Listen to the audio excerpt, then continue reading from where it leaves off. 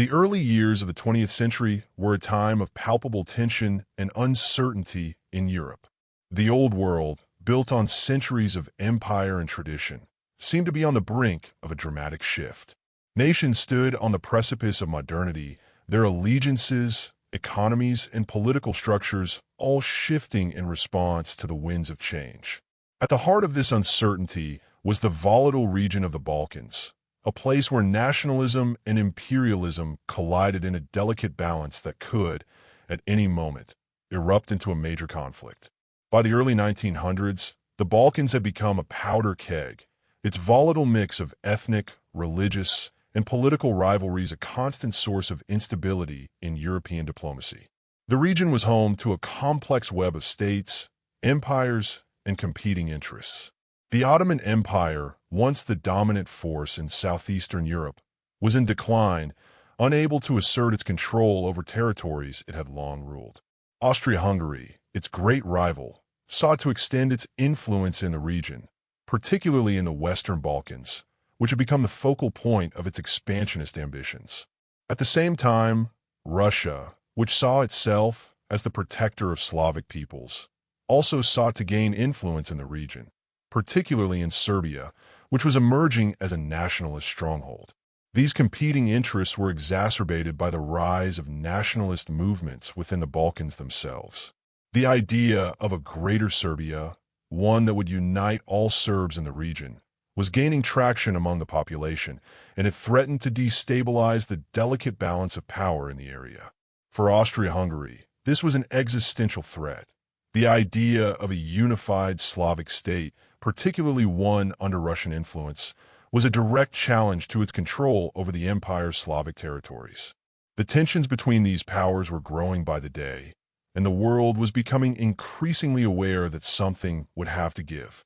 In the midst of this volatile situation, the assassination of Archduke Franz Ferdinand, heir to the Austro-Hungarian throne, seemed almost inevitable. The Archduke, a man known for his progressive and reformist views, was seen as a threat by many in the Austro-Hungarian establishment. His planned visit to Sarajevo, the capital of Bosnia, was intended to solidify Austria-Hungary's control over the region, a control that had been formalized with the annexation of Bosnia and Herzegovina in 1908. However, this act of imperialism was deeply unpopular among many in the Balkans, particularly the Serbs, who saw the Austrians as foreign oppressors. In Sarajevo, where the Archduke was scheduled to visit, a group of young Bosnian Serbs had already begun to plot his assassination, spurred on by a sense of nationalistic fervor and the belief that the Archduke's death would be a blow against the Austro-Hungarian Empire. The group of conspirators, who were members of a secret society called the Black Hand, was deeply committed to the cause of Greater Serbia. They believed that by eliminating the Archduke, they could ignite a chain of events that would lead to the downfall of Austria-Hungary and the creation of a unified Serbian state. The group's leaders, including the influential figure of Dragutin Dimitrijevic, known as Apis, had connections to elements within the Serbian military and government, though the extent of official support for the assassination remains a subject of debate.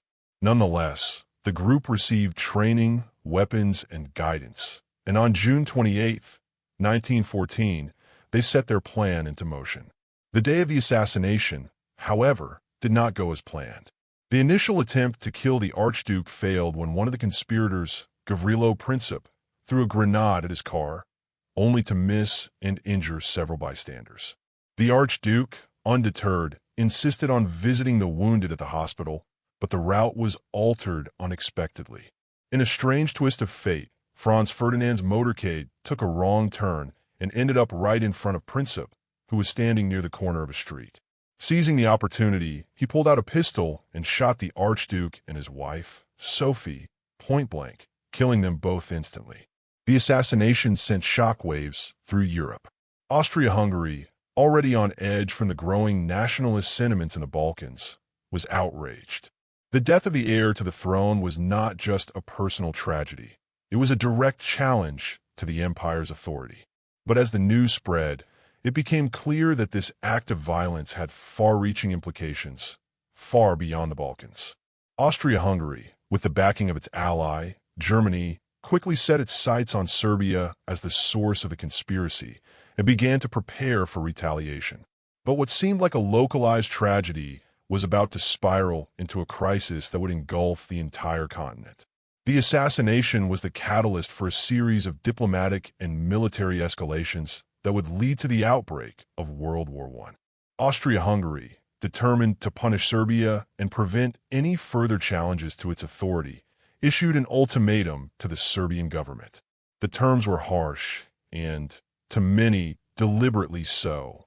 They demanded that Serbia take immediate action to suppress anti-Austrian sentiment and that it allow Austrian officials to participate in the investigation of the assassination. These were terms that any sovereign nation would find difficult to accept, and Serbia, knowing that it could not comply fully without losing its dignity and sovereignty, balked at some of the conditions. The refusal to meet all of Austria-Hungary's demands provided the justification that the empire needed to launch military action. On July 28, 1914, Austria-Hungary declared war on Serbia. But this was not just a regional conflict. The web of alliances that had been carefully constructed over the past decades quickly came into play. Russia, which had long been an ally of Serbia and a defender of Slavic interests, immediately mobilized its forces in support of the Serbs. In turn, Germany, bound by its alliance with Austria-Hungary, declared war on Russia. France, allied with Russia, soon followed suit, and Germany's invasion of Belgium brought Britain into the conflict.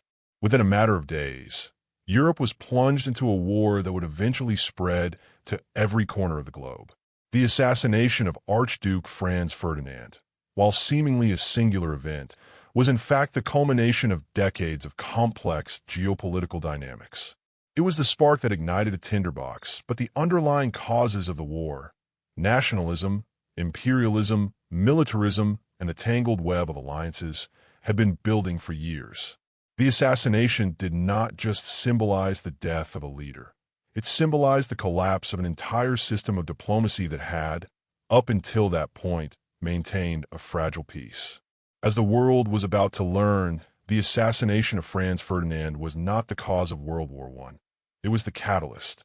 The war that almost happened had, by 1914, already been set in motion by decades of political and social upheaval, by a system of alliances that had created a volatile international environment, and by the relentless march of nationalism and imperialism.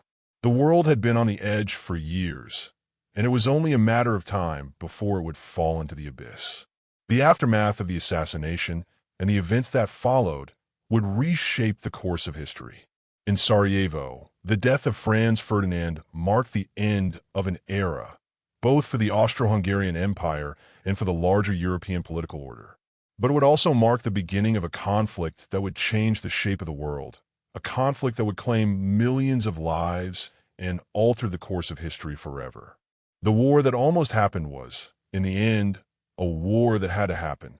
The culmination of centuries of history, politics, and the actions of individuals who, perhaps unknowingly, set the world on the path to disaster. The immediate aftermath of the assassination of Archduke Franz Ferdinand set off a rapid chain of events that moved beyond the borders of Sarajevo and the Balkans. It was a time when diplomacy, military might, and alliances intersected with frightening speed, escalating a regional tragedy into a global catastrophe. While Europe had long operated under a fragile system of alliances and tensions, the death of the heir to the Austro-Hungarian throne exposed the inherent volatility of this system.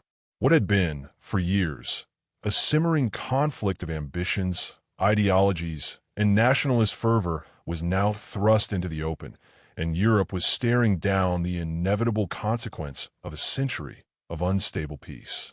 Austria-Hungary, galvanized by the assassination, stood firm in its desire to punish Serbia, which it held responsible for the crime.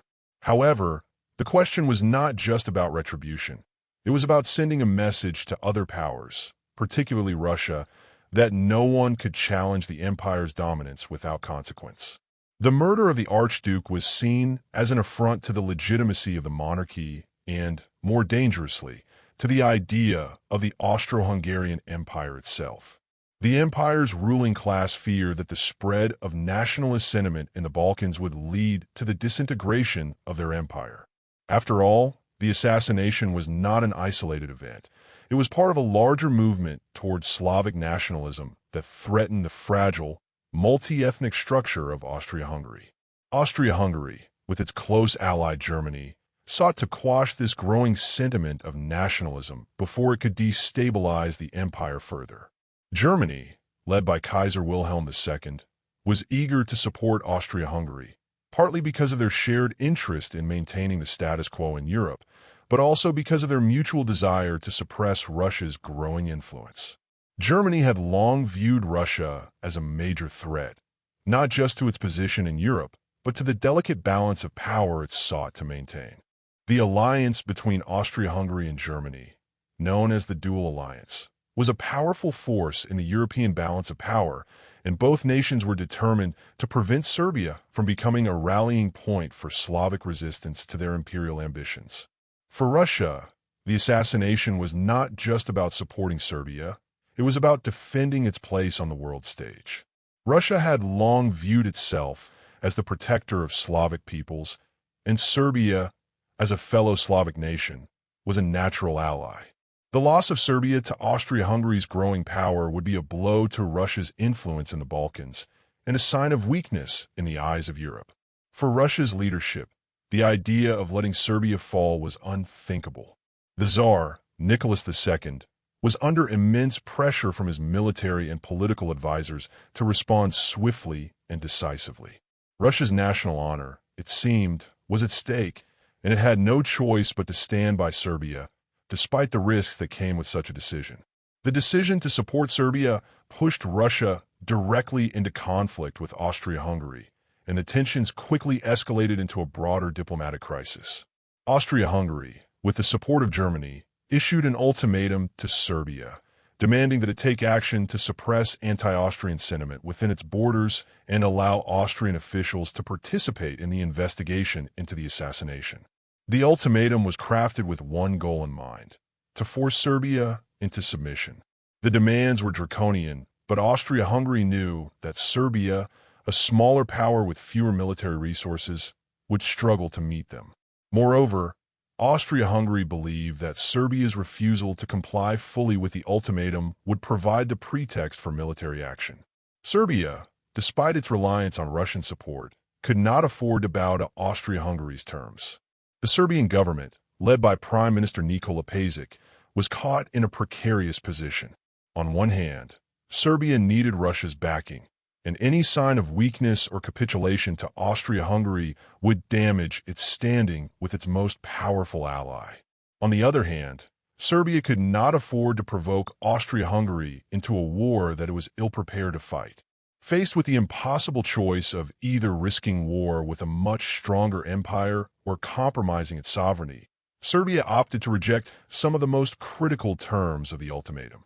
In doing so, Serbia inadvertently sealed its fate, for Austria-Hungary saw this as a direct challenge to its authority, and thus, war was declared on July 28, 1914.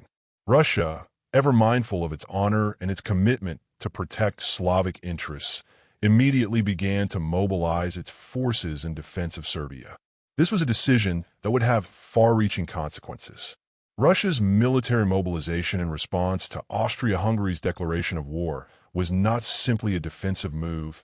It was a signal to Germany that Russia would not back down. The Russian Empire had been in a state of military buildup for years, preparing for what many believed was an inevitable confrontation with Germany. The Russian army, vast in its size, but lacking the modern technology and training of its Western counterparts, would now be forced to confront one of the most advanced military powers in Europe. Germany, bound by its alliance with Austria-Hungary, responded in kind, declaring war on Russia on August 1, 1914. For Germany, the situation was not just about honoring its alliance with Austria-Hungary. It was about preemptively addressing the Russian threat. Germany had long believed that if war with Russia was inevitable, it was better to strike early, before Russia could fully mobilize its vast resources.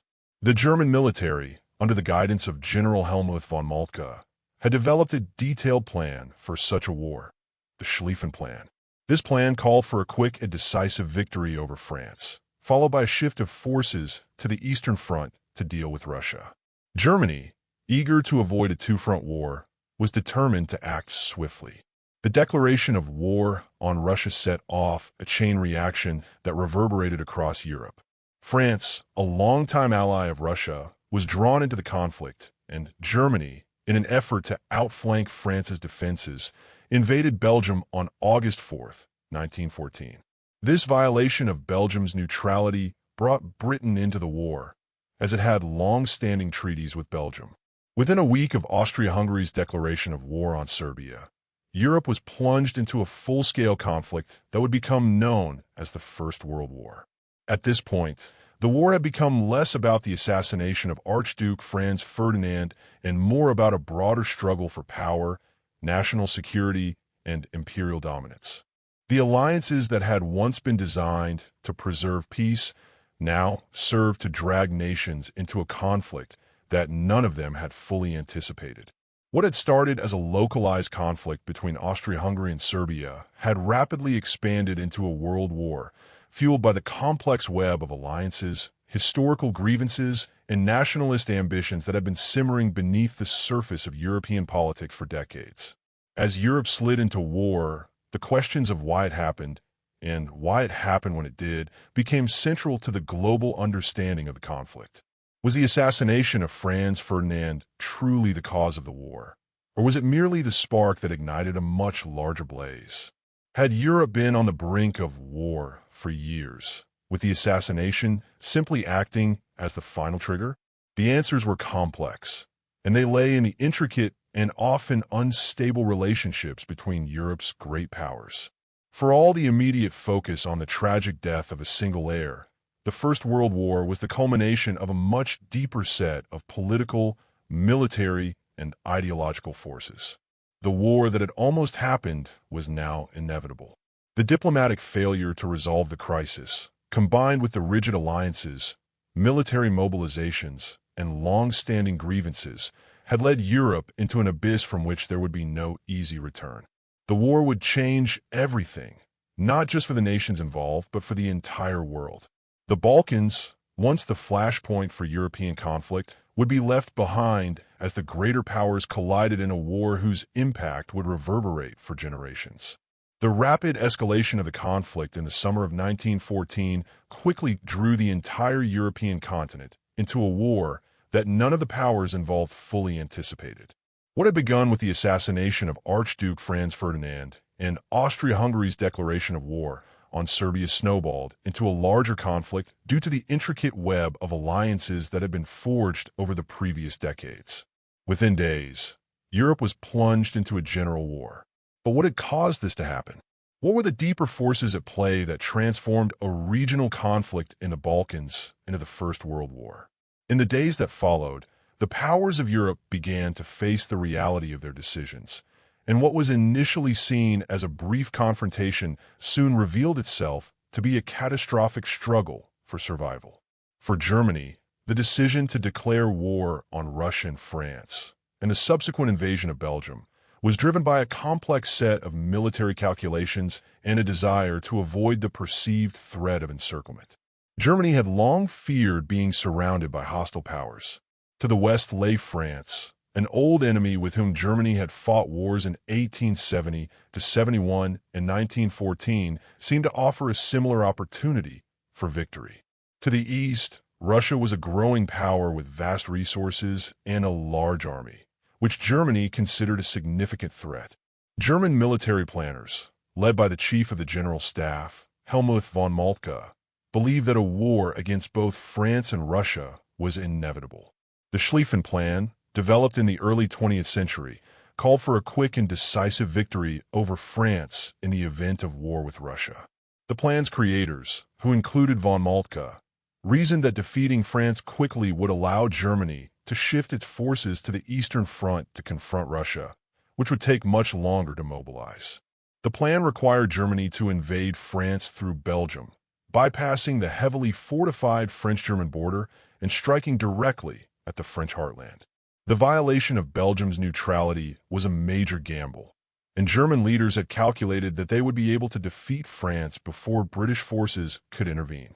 They had underestimated Britain's commitment to its allies and its own strategic interests in the region. When Germany invaded Belgium on August 4, 1914, the United Kingdom, which had long-standing treaties guaranteeing Belgian neutrality, declared war on Germany in response. The conflict, which had been confined to a struggle between Austria-Hungary and Serbia, now became a world war, with all of Europe embroiled in the violence. Britain's entry into the war was the result of its long-standing alliance with France and its commitment to maintaining the balance of power in Europe. For the British, the rise of German military power and the aggressive strategy embodied in the Schlieffen Plan posed a direct threat to their own security. The British Empire had long been the most powerful maritime force in the world, and Germany's rapidly expanding navy was seen as a direct challenge to Britain's naval supremacy. The British also had strategic interests in maintaining the independence of Belgium and preventing any single power from dominating Europe. Britain's entry into the war ensured that the conflict would not be limited to a Franco-German struggle, but would become a truly global war. At the same time, Russia, which had been mobilizing its forces in support of Serbia, was also making its own preparations for a protracted conflict. Russia's vast territory and population gave it significant advantages in terms of manpower, but its military was not as modern or well-equipped as the armies of Germany and France. Russian forces began to move towards the German and Austro-Hungarian borders, with the intention of distracting the German army and preventing it from focusing all its resources on the Western Front. However, the Russian mobilization was slow and poorly coordinated. As the German military had expected, Russia's sheer size and the logistical difficulties of mobilizing its forces created delays, giving Germany the time it needed to concentrate its forces on France. The initial stage of the war, in August 1914, saw rapid movements on all fronts. The German army advanced quickly through Belgium, capturing key cities such as Liège and Brussels, and then pushing into northern France. The French army, initially caught off guard by the speed of the German advance, was forced to retreat. However, the French army managed to regroup and make a stand at the First Battle of the Marne, a critical turning point in the war. French forces, supported by British troops, were able to halt the German advance and force them into a retreat. This battle, fought in early September, marked the end of the German hopes for a quick victory. The war, which had been expected to last only a few months, was now destined to drag on much longer. The result of the Battle of the Marne was the stabilization of the Western Front, but this stability came at a high cost. Both sides dug in, creating a system of trenches that stretched from the North Sea to Switzerland. This would become the infamous Western Front, a place where soldiers on both sides would endure unimaginable hardships for years to come. The horrors of trench warfare were immediately apparent. Soldiers were forced to live in mud-filled trenches, exposed to constant artillery bombardments, sniper fire, and the threat of poison gas. The trenches were a place of death and disease, with soldiers often dying from infections, starvation, or the sheer exhaustion of war. For the soldiers who endured the trench warfare, the war became a brutal test of endurance and survival. The war on the Eastern Front was different in many ways. While the Western Front became a stalemate of trench warfare, the Eastern Front was much more fluid. The Russian army, despite its initial setbacks, was able to engage the Austro-Hungarian forces in a series of battles that pushed them back. However, the Russian army was not as well equipped or as well coordinated as the German forces, and its setbacks were often as dramatic as its advances. The Eastern Front, unlike the Western Front, was marked by large-scale battles in open fields, where the use of cavalry and mobility became more important than the static defenses that characterized the West. The sheer size of the Russian Empire meant that the front lines were much more difficult to hold, and the war in the East became a test of logistical coordination and endurance. While the early stages of the war were defined by rapid movements and the hope for a quick victory, it soon became apparent that the conflict would not be over in a few months. As the war dragged on, both sides began to dig in, and the war began to take on a more industrialized nature. The use of machine guns, heavy artillery, and poison gas became commonplace, and the scale of the war expanded. The industrial capacities of the warring nations allowed them to produce weapons on an unprecedented scale, and both sides began to mobilize their entire economies for war. The war was no longer just a military conflict. It was an all-encompassing struggle for survival, with entire populations mobilized to support the war effort.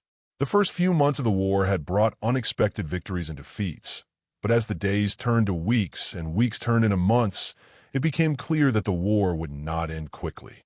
It was not just the armies that were engaged in battle.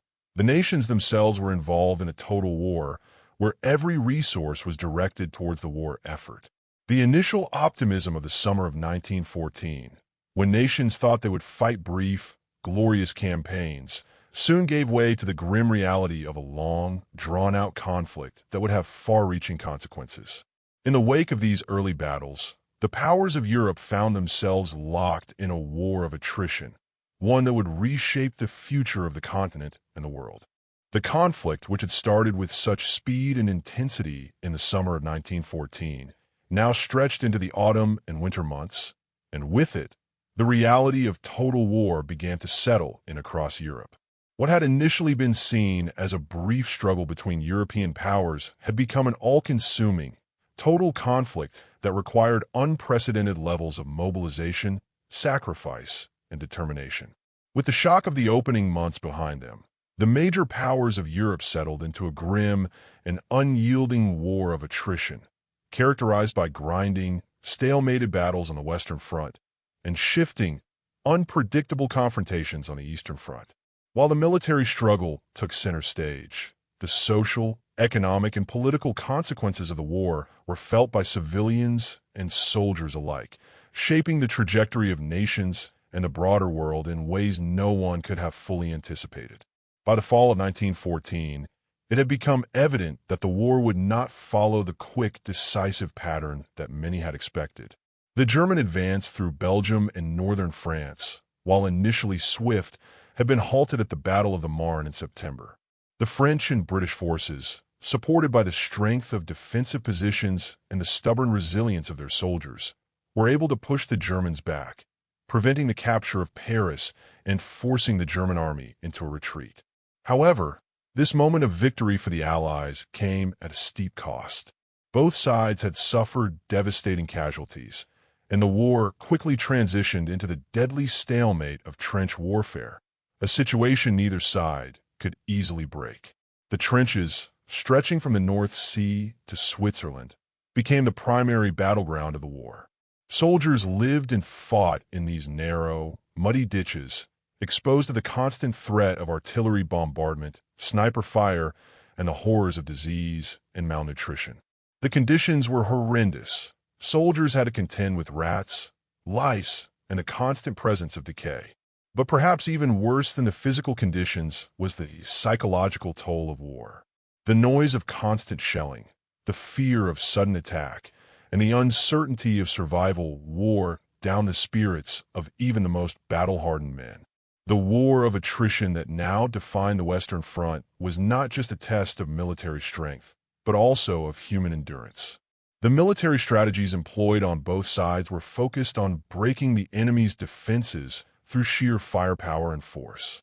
Yet, despite the technological advancements of the time, including the introduction of machine guns, tanks, and poison gas, the front lines remained largely static. Each side launched a series of offensives, each one more costly than the last, but neither side gained more than marginal ground. The Battle of Verdun in 1916 and the Somme in the same year became emblematic of the brutality and futility of the war. Verdun, in particular, was intended by the Germans to be a battle of attrition aimed at wearing down the French army. The French, under the leadership of General Philippe Pétain, vowed to hold the line at all costs. Over the course of nearly a year, the French repelled the Germans, but at the cost of over 700,000 casualties. Similarly, the Battle of the Somme, launched by the British and French in July 1916, was intended to break the stalemate and relieve pressure on the French forces at Verdun. However, it too turned into a brutal war of attrition, with over 1 million men killed, wounded, or missing. The sheer scale of the bloodshed in these battles began to have a profound effect on the morale of both the military and civilian populations. The war was no longer just about national pride or military glory. It had become a fight for survival. The losses were so heavy that they began to strain the resolve of the nations involved. Public opinion, once swept up in the initial fervor of patriotism, began to shift as the reality of war set in. The promises of a quick and victorious conflict faded, replaced by the sobering reality that victory would come only after unimaginable sacrifices. The death toll mounted relentlessly, and for the first time in history, modern industrial warfare was fully realized, where entire generations were lost in a prolonged, mechanized slaughter. The war's impact on the civilian population was just as profound as it was on the soldiers in the trenches. As the conflict stretched on, nations turned their economies into war machines. Industry, which had once been dedicated to consumer goods, now focused on producing weapons, ammunition, and supplies for the front lines. In Britain, France, and Germany, as well as in other countries, women entered the workforce in unprecedented numbers, filling the void left by men who had gone off to fight. The social fabric of these nations began to change, as the traditional gender roles and class divisions that had once defined the home front began to shift. Yet, while the mobilization of industry and labor was essential to the war effort, the economic strain was immense. The cost of maintaining armies, feeding civilians, and producing the war material needed to sustain the conflict drained national treasuries. By 1916, many of the belligerent nations were running out of money. In Germany, rationing became widespread, and civilian goods became scarce. The same was true in Britain and France, where the cost of war, both in terms of human lives and financial resources, was becoming unbearable. In Russia, the war's economic strains exacerbated existing social tensions, contributing to widespread discontent. The situation on the Eastern Front remained fluid, with Russia engaging both Austria-Hungary and Germany.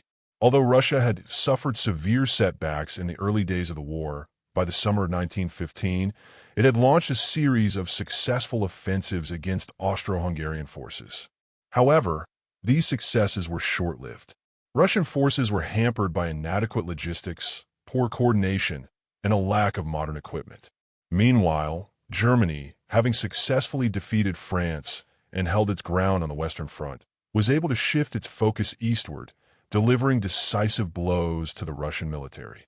In the Battle of Tannenberg, fought in late August 1914, the Russians suffered a devastating defeat, and by the end of 1915, German forces had pushed deep into Russian territory, gaining control of much of Poland, Galicia, and the Baltics. Despite these setbacks, the Russian army continued to fight on, driven by a sense of duty to protect the Slavic people and maintain Russia's position as a great power.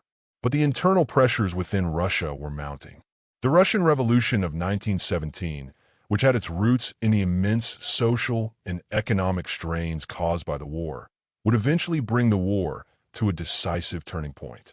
The strain of war, combined with political corruption, food shortages, and an increasingly dissatisfied population, led to mass unrest and the eventual collapse of the Russian monarchy. Tsar Nicholas II, who had been an unflinching supporter of the war effort, was forced to abdicate in March 1917, and the provisional government that took power would struggle to maintain control as the revolution unfolded. While the war continued to rage on the eastern and western fronts, and in the skies above Europe, the conflict was also being fought on the seas. The British Navy, which had long been the dominant maritime power, was forced to confront the German U-boat threat. Germany's strategy of unrestricted submarine warfare, where German U-boats targeted not only military vessels but also civilian shipping, had the potential to sever Britain's vital supply lines. The most infamous example of this was the sinking of the British passenger ship Lusitania in May 1915, which killed 1,198 people, including 128 Americans. The sinking provoked outrage in neutral nations, particularly in the United States, and was a major factor in pushing America toward eventual involvement in the war. The U-boat campaign, combined with a growing naval blockade imposed by the British, resulted in severe shortages of food and raw materials in Germany, exacerbating the already dire economic situation. By 1916, it was clear that the war was far from over, and the possibility of a negotiated peace seemed increasingly unlikely. The military, social, and economic toll of the conflict was immense, and while each side remained determined to achieve victory, the prospect of an early end to the war was fading. The stalemate on the Western Front, the growing political instability in Russia, and the increasing global involvement in the war all pointed to a conflict that was not only deeply entrenched but increasingly far-reaching. And as the conflict continued to consume Europe, the world watched, waiting for the breaking point that would change the course of history forever. As the war continued to unfold with a grim and unyielding pace, it became clear that the conflict was evolving in ways that none of the participants had fully anticipated. By 1917, the war had taken on a distinctly different character from its earlier months. The initial hope for a swift and decisive victory had long since faded, replaced by the harsh reality of a protracted, total war. The great powers of Europe, locked in a brutal stalemate on the Western and Eastern fronts, were facing not only military exhaustion, but also the internal strains of war. As the death toll mounted and the economies of Europe began to buckle under the weight of the conflict, the question of how and when the war would end seemed more uncertain than ever. The events of 1917 marked a pivotal turning point in the war, one that would have far-reaching consequences not only for the nations involved, but for the entire global order. It was a year in which new strategies, new alliances, and new fronts would emerge, reshaping the trajectory of the war and setting the stage for the eventual downfall of the old European powers. In Russia, the situation was rapidly approaching a crisis. The Russian Empire, which had long been a formidable military power, was now on the verge of collapse. The toll of years of war, combined with internal political instability, had placed immense pressure on the Russian monarchy. Tsar Nicholas II, who had stubbornly clung to power in the face of mounting opposition, found himself increasingly isolated. The Russian army, once vast and powerful, was severely weakened by poor leadership, inadequate supplies, and a series of crushing defeats at the hands of German and Austro-Hungarian forces. The Russian people, long suffering from the hardships of war, began to demand change. In February 1917, mass protests erupted in Petrograd, now St. Petersburg, calling for an end to the war and for the removal of the Tsar. Faced with growing unrest and a loss of support from both the military and the people, Nicholas II was forced to abdicate the throne, marking the end of over 3 centuries of Romanov rule. The abdication of the Tsar led to the formation of a provisional government, which promised democratic reforms and sought to continue Russia's participation in the war. However, the new government was weak and unable to meet the demands of the people. The war continued to drain Russian resources, and discontent grew as food shortages, inflation, and economic collapse worsened. At the same time, the Bolsheviks, a radical socialist faction led by Vladimir Lenin, seized on the chaos and called for an immediate end to the war and the overthrow of the provisional government. In October 1917, the Bolsheviks launched the October Revolution, toppling the provisional government and establishing a communist regime. Lenin and his followers promised peace, land, and bread to the war-weary Russian population, and with the support of the army and the working class, they seized power. The Bolshevik Revolution would ultimately pull Russia out of the war, signing an armistice with Germany in December 1917, effectively removing one of the major Allied powers from the conflict. The Russian withdrawal from the war had profound implications for the balance of power in Europe. With the Eastern Front no longer a major theater of conflict, Germany was able to shift much of its military resources to the Western Front. This, combined with the growing strain on Allied forces, gave the Central Powers a temporary advantage. However, the entry of the United States into the war in April 1917 would ultimately prove to be a game changer. The United States had initially sought to remain neutral in the conflict, but a series of events in 1917 pushed the country toward war. The most significant of these was Germany's policy of unrestricted submarine warfare. German U-boats had been sinking both military and civilian ships, including the British passenger liner Lusitania in 1915, which killed 1,198 people, including 128 Americans. Despite protests from the United States, Germany had continued its policy of attacking neutral ships, leading to further American casualties. In addition, the interception of the Zimmermann telegram in January 1917 revealed Germany's secret offer to Mexico, promising to help it regain territory lost to the United States if it joined the war against America. These provocations, combined with the desire to protect American trade and uphold international law, led President Woodrow Wilson to ask Congress for a declaration of war on Germany. The entry of the United States into the war on the side of the Allies was a decisive moment in the conflict. The U.S. brought with it not only fresh troops, but also vast economic and industrial resources. By 1917, the European powers had exhausted much of their manpower and resources, and the addition of American forces provided a much-needed boost to the Allied cause. The American Expeditionary Force, under the leadership of General John J. Pershing, began to arrive in Europe in large numbers by the summer of 1918. Though the U.S. military was not yet fully trained and equipped to fight in the trenches, the arrival of fresh troops helped to bolster the morale of the Allied forces and shift the balance of power on the Western Front. On the Western Front, the war continued to be defined by the brutal, grinding nature of trench warfare. The British and French forces, though weakened by years of battle, continued to launch offensives in an effort to break the stalemate. The Battle of Passchendaele in the summer of 1917, also known as the Third Battle of Ypres, was one of the most horrific examples of the toll that the war was taking.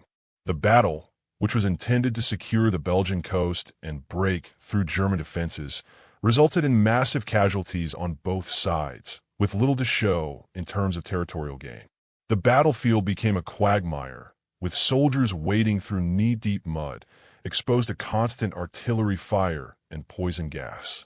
The battle ended in November 1917 with no decisive victor, and the death toll for the British alone was over 200,000 men. Despite the futility of many of the battles on the Western Front, the entry of the United States gave the Allies a significant advantage. The Central Powers, already stretched thin by the Russian Revolution and the ongoing struggle on multiple fronts, found themselves facing an increasingly formidable enemy. The morale of the Central Powers began to falter, as soldiers and civilians alike grew weary of the endless conflict. Meanwhile, the Allied forces, bolstered by American troops and resources, began to gain momentum. The Germans, exhausted and unable to keep up with the influx of fresh American forces, began to retreat in the face of a series of successful Allied offensives. By the fall of 1918, it was clear that the war was coming to an end. The German High Command, which had once believed that a victory was within their grasp, was now faced with the reality of defeat. The German people, suffering from food shortages, military defeats, and growing disillusionment, began to demand peace. On November 11, 1918, an armistice was signed, bringing an end to the fighting on the Western Front. The war was over, but its consequences would be felt for generations to come. The end of the war marked the beginning of a new world order. The European empires, which had once seemed invincible, were now in disarray. The Austro-Hungarian Empire had dissolved, the Russian Empire had collapsed, and the German Empire had been overthrown. The Allied victors, including France, Britain, and the United States, convened at the Paris Peace Conference to determine the post-war settlement. The Treaty of Versailles, signed in June 1919, imposed harsh penalties on Germany, including territorial losses, military restrictions, and reparations. The treaty reshaped the map of Europe, redrawing borders and creating new nations from the ashes of the old empires.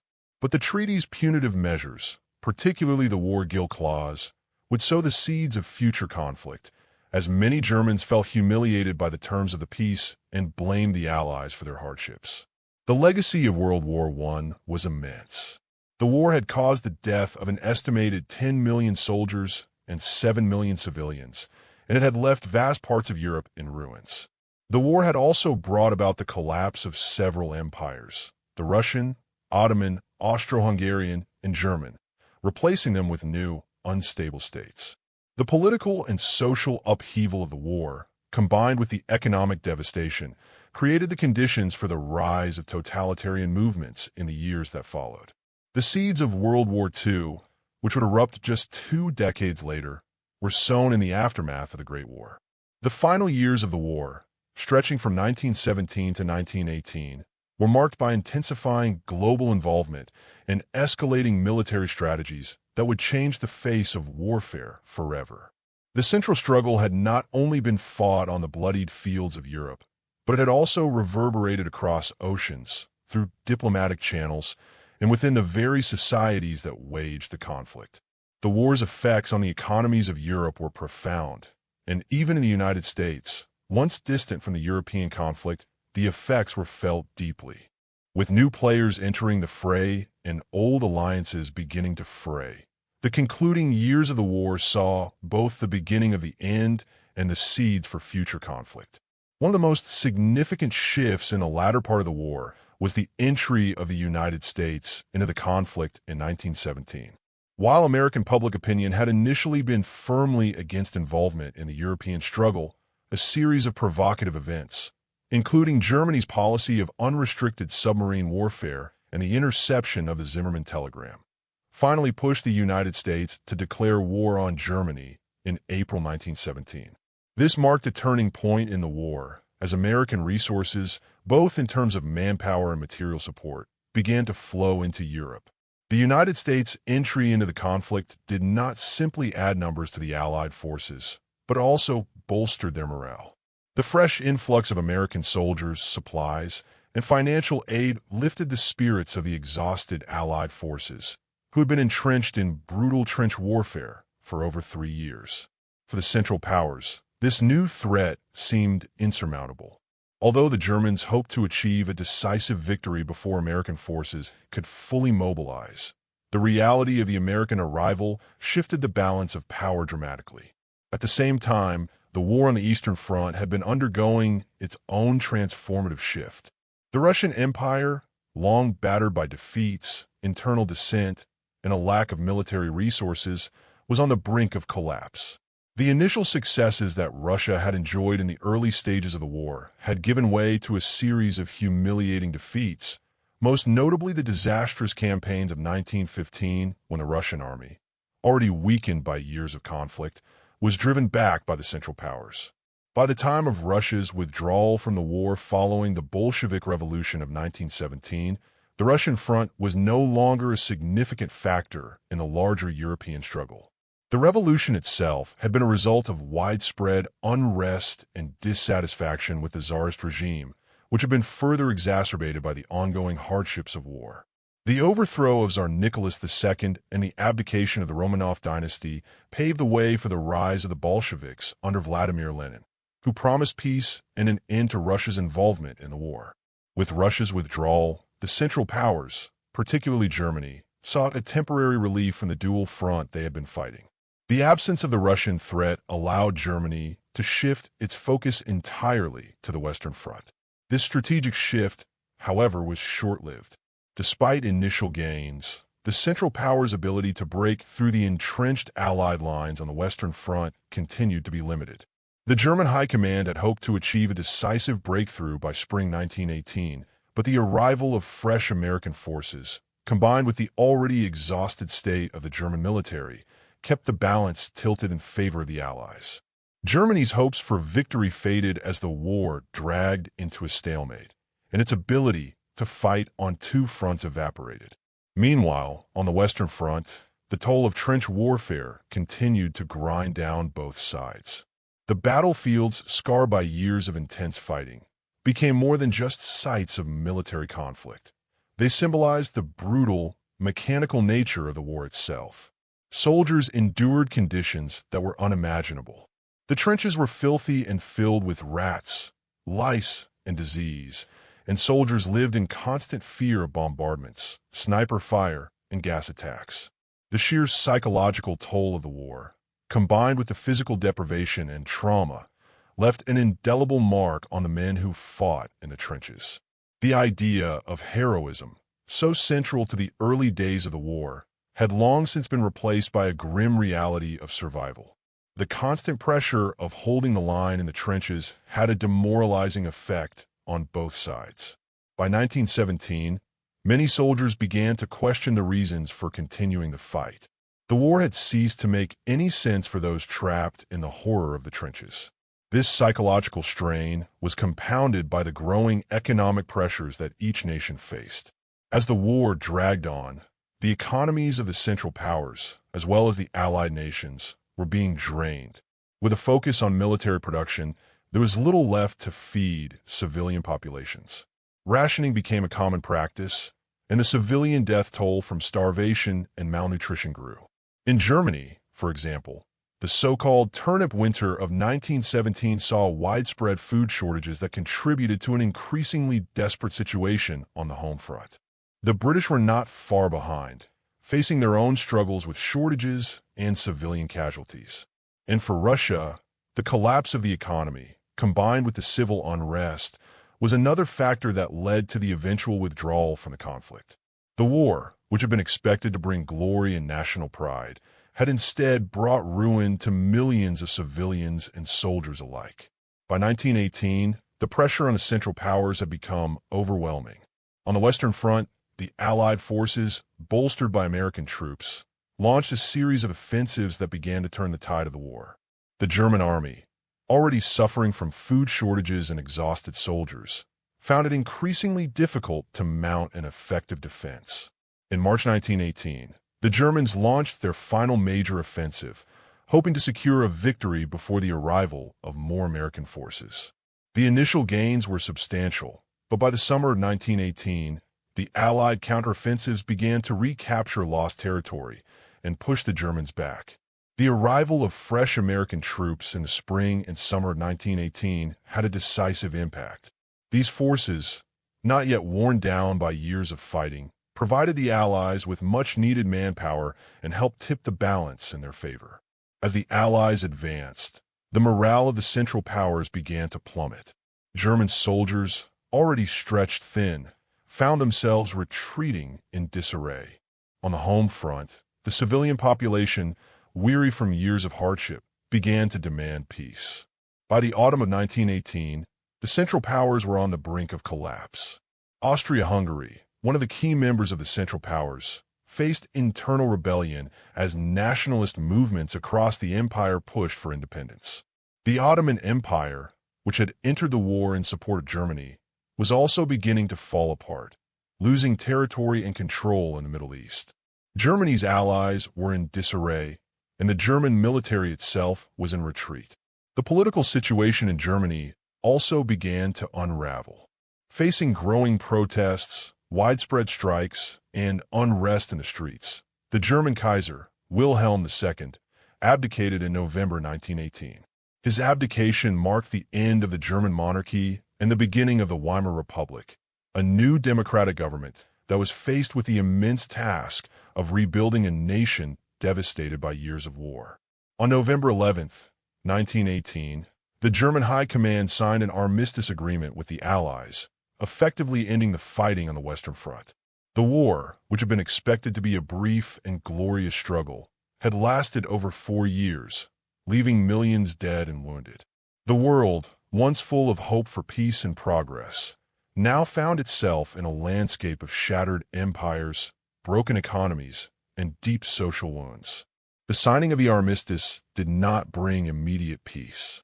The harsh terms of the Treaty of Versailles, which would be signed in 1919, would sow the seeds of future conflict, particularly in Germany, where the humiliation of defeat and the burden of reparations would set the stage for the rise of Nazi ideology and the outbreak of World War II. As Europe reeled from the aftermath of the war, the world began to grapple with the consequences of the Great War. The promises of democracy, liberty, and self-determination were weighed against the staggering human cost of the conflict. The world had entered the modern age, but it was a world scarred by the legacy of violence, and the peace that was supposed to follow the war was fraught with uncertainty and fragility. The war had indeed been a turning point, but not just in terms of the military balance of power. It had shifted the very foundations of international order, leaving in its wake a generation that would never forget the cost of global conflict. As the Armistice of November 1918 brought an end to the hostilities on the Western Front, the world was left in the aftermath of the bloodiest conflict it had ever known. The First World War had decimated entire generations, reshaped borders, and fundamentally altered the political, economic, and social landscape of Europe and beyond. The victory of the Allies came at an enormous price, and although the war was over, the effects would be felt for decades to come. The immediate aftermath was marked by political upheaval, the collapse of old empires, and a fragile peace settlement that failed to fully address the underlying causes of the conflict. The Treaty of Versailles, which formally ended the war, became the cornerstone of post-war diplomacy, but it also sowed the seeds for future discord. The war had left the Central Powers in disarray. The German Empire, once one of the most powerful nations in Europe, was no more. The monarchy was abolished, and Kaiser Wilhelm II fled to exile in the Netherlands. The Weimar Republic was established in its place, a democratic government tasked with rebuilding a shattered nation. But the Republic was frail from start. It had inherited a collapsing economy, social unrest, and a national sense of humiliation. The treaty that ended the war, the Treaty of Versailles, was perceived as excessively punitive by many Germans. It forced Germany to accept full responsibility for the war, to disarm, and to pay enormous reparations. The economic burden of these reparations crippled the country, causing hyperinflation, unemployment, and widespread poverty. The collapse of the Austro-Hungarian and Ottoman empires further reshaped the map of Europe. The Austro-Hungarian Empire, which had been a multi-ethnic empire straddling Central and Eastern Europe, broke apart into several smaller states. The once mighty empire disintegrated into Austria, Hungary, Czechoslovakia, and Yugoslavia. In the aftermath of the war, these new nations struggled to find stability. Nationalism surged, and ethnic conflicts became a central feature of European politics. The disintegration of the Austro-Hungarian Empire left a power vacuum in Central Europe that was only partially filled by the creation of the new states. These newly formed nations often faced difficult challenges in reconciling the interests of various ethnic groups within their borders. The Ottoman Empire, too, was dismantled in the wake of the war. The empire had entered the war on the side of the Central Powers, but was defeated along with them. In the Treaty of Sèvres, signed in 1920, the Ottoman Empire lost much of its territory, with much of the Arab world being placed under the control of European powers as mandates. The dissolution of the Ottoman Empire gave rise to the modern states of Turkey, Syria, Iraq, and others. In Turkey, Mustafa Kemal Ataturk led a nationalist movement that successfully resisted foreign occupation and established the Turkish Republic in 1923. Ataturk's reforms transformed Turkey into a secular, modern state, but the remnants of the Ottoman Empire's former influence were felt for years to come, particularly in the Middle East. In Russia, the immediate aftermath of the war was marked by revolution and civil war. The Bolshevik seizure of power in 1917, which had removed Russia from the war, had been a game-changer.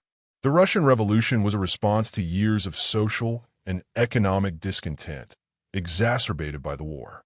The revolution brought Vladimir Lenin and the Bolsheviks to power, establishing the world's first communist government. However, the revolution did not bring peace to Russia. The country descended into a brutal civil war between the Bolsheviks, the Reds, and a coalition of anti-Bolshevik forces, the Whites. The civil war raged for several years, until the Bolsheviks finally triumphed in 1922, consolidating their control over the vast territory that would become the Soviet Union. The collapse of the old empires and the formation of new states were not the only consequences of the war. The war had also given rise to a new generation of political movements and ideologies that would shape the course of the 20th century. The horrors of the war, the staggering loss of life, and the destruction of entire cities led many to question the traditional order of society. The disillusionment with a war and its aftermath gave rise to radical ideologies, including fascism, communism, and nationalism. In Italy, Benito Mussolini's fascist movement gained ground in the years following the war. Mussolini capitalized on the widespread frustration with the Italian government's failure to deliver on its promises of territorial expansion and post-war prosperity. In 1922, Mussolini and his followers marched on Rome and seized power, establishing a fascist dictatorship that would last until the end of World War II. Mussolini's regime was characterized by extreme nationalism, militarism, and the suppression of political opposition. Fascism, which had its roots in Italy, would spread to other parts of Europe, most notably to Germany, where Adolf Hitler would come to power in 1933. In Germany, the aftermath of the war was equally transformative. The Weimar Republic, though democratically elected, faced immense challenges from the start. The Treaty of Versailles, which imposed harsh penalties on Germany, was deeply unpopular. The economic hardship caused by the reparations, combined with the humiliation of being blamed for the war, fueled resentment across the country. The political climate was volatile, with both far-left and far-right movements seeking to seize power. The Weimar Republic was plagued by hyperinflation, especially in 1923 when the German mark lost its value to the point that workers were paid in wheelbarrows full of money. This economic instability led to widespread dissatisfaction and the rise of extremist political movements, including the Nazi Party. Adolf Hitler, who had served in World War I, joined the Nazi Party in the early 1920s. The Nazi Party, initially a fringe group, gained traction as the economic and political crises of the Weimar Republic deepened. Hitler's rhetoric of nationalism, anti-Semitism, and the repudiation of the Versailles Treaty resonated with many Germans, particularly those who felt betrayed by the government. By 1933, Hitler had been appointed Chancellor of Germany, and within a year, he had consolidated his power, establishing a totalitarian regime that would lead to World War II. In addition to the political upheaval, the social consequences of the war were deeply felt. The loss of life during the war was staggering. An estimated 10 million soldiers and 7 million civilians died, while many others were left physically and psychologically scarred. The war had a profound impact on the families and communities left behind, many of whom struggled to cope with the loss of loved ones. The trauma of the war, coupled with the grief and hardship experienced by millions, left a permanent mark on the generations that followed. The so-called lost generation of men who came of age during the war found themselves faced with a world that had been irrevocably changed. Economically, the war had also drained the coffers of the European powers. Reconstruction was slow, and many countries, especially Germany, faced crushing debt. In the years following the war, there was an effort to rebuild the global economy, but the process was hampered by the failure to stabilize the financial system. The U.S. emerged from the war as the world's dominant economic power, but Europe struggled with widespread poverty and a shattered industrial base. The global economic depression that began in 1929 only exacerbated the situation, leading to widespread unemployment, social unrest, and political extremism. The cultural impact of the war was equally profound. The horrors of the conflict gave rise to a new form of art and literature that sought to capture the disillusionment and trauma of the era. Writers such as Erich Maria Remarque, whose novel All Quiet on the Western Front described the brutal realities of trench warfare, and poets like Wilfred Owen and Siegfried Sassoon, who wrote about the psychological and physical scars of war, became the voices of a generation that had been forever altered by the conflict. The war had shattered the old certainties of the world, and a sense of loss, alienation, and despair permeated much of the art, literature, and music of the interwar years.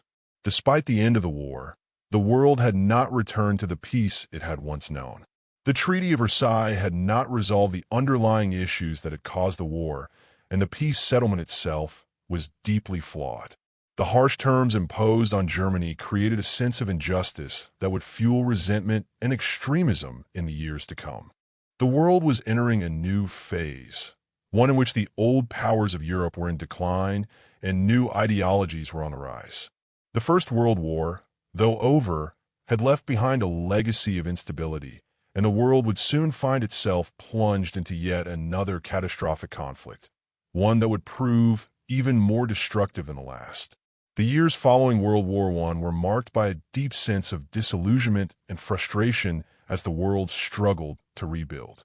The war, with its unprecedented scale of destruction and loss, had irrevocably altered the global order. The European powers, once dominant forces in the world, were now weakened both economically and politically. The colossal human and material costs of the war were felt across every corner of the globe, leaving nations grappling with the harsh reality of recovery. The old certainties of the pre-war world had been shattered, and a new, unstable world order was emerging.